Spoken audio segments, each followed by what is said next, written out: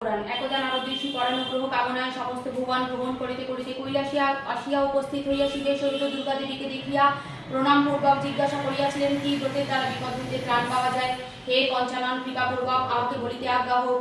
মহাদেব বলিলেন, বিপত্তারিণী দুর্গার ব্রত যে সকল স্ত্রীলোক করেন তাহারা নিশ্চয়ই অতি শীঘ্র বিপদ হইতে ত্রাণ পাইবেন।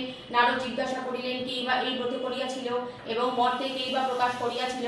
মহাদেব বলিতে লাগলেন, পূর্বে বিদর্ভ দেশে এক সত্য পরাক্রম রাজা ছিলেন। চার পত্নী ও সর্বপ্রাণী বিজয়তা ও অত্যন্ত গুণবতী ছিলেন। একদা বনে এক চর্মকার পত্নীর সহিত তার নির্জনে বন্ধুত্ব হয়। রাজপত্নী তাকে নানাবিধ দ্রব্য এবং চর্মকার পত্নী নানাবিধ ফল পরস্পর আদান প্রদান করিল। একদিন যখন চর্মকার পত্নী রাজবাড়িতে উপস্থিত হইল, উভয় সহিতে পরস্পর কথাবার্তা হইতে লাগিল। এমন সময় রাজপত্নী বলিলেন, ভাই, আমি কখনো গোমাংস দেখি নাই, তাহা কিরূপ তুমি গোপনে উহা আমার বাড়িতে আনয়ন করো। রাজপত্নীর বাক্যে অতি যত্নপূর্বক গোপনে ওই চর্মকার পত্নী চুরি করিয়া বস্ত্র দ্বারা আচ্ছাদন পূর্বক গোমাংস রাজবাড়িতে আনয়ন করিল। রাজপত্নী উহা গোপনে নিজ গৃহে রাখিয়া দিলেন। রাজভৃত্য দেখিতে পাইয়া রাজাকে বলিয়া দিল।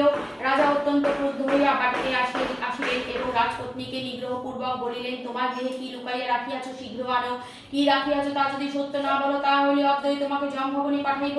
রাজী অত্যন্ত ভীতা হইয়া বলিতে লাগলেন, রাজন, আমার গৃহে নানাবিধ ফল পুষ্পাদি রহিয়াছে, ইহা ব্যতীত তো আর কিছু নাই। এই কথা বলিয়া মনে মনে দুর্গা দেবী স্তব আরম্ভ করিলেন। বলিলেন, মা বিপত্তারিণী দুর্গে, আমি ঘোর বিপদে পতিতা তোমার শরণাপন্ন হইলাম। মা, আমি ভক্তিহীনা বালা, আমি অন্যায় কার্য করিয়াছি। আজ আমাকে এই বিপদ হইতে উদ্ধার করো। যাবজ্জীবন আমি তোমার ব্রত করিব। দেবী পিতা হইয়া প্রত্যক্ষ বলিলেন, বালিকা, তোমার স্তবে আমি তুষ্ট হইয়াছি, তোমার ইচ্ছা মতো বর দিলাম।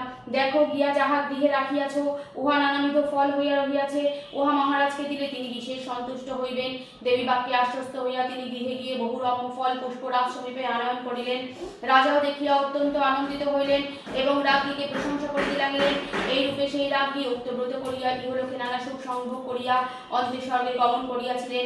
নারদ বলিলেন, হে শঙ্কর, ইহার বিধান কি বলিতে আজ্ঞা হোক। মহাদেব বলিলেন, সমবেত হইয়া শ্রবণ করো, ইহার বিধান বলিতেছি।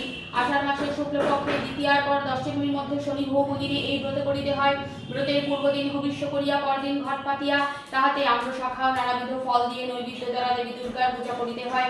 ত্রয়োদশ সংখ্যক ফল, পুষ্প ও পুস্তক দিতে হয়। ব্রতীর জন্য 13টা ফল কাটিয়া 2 ভাগ করিয়া দিবে ও পান সুপারি দিবে। 1 ভাগ ব্রাহ্মণকে দিবে আর 1 ভাগ ব্রতী পাইবে।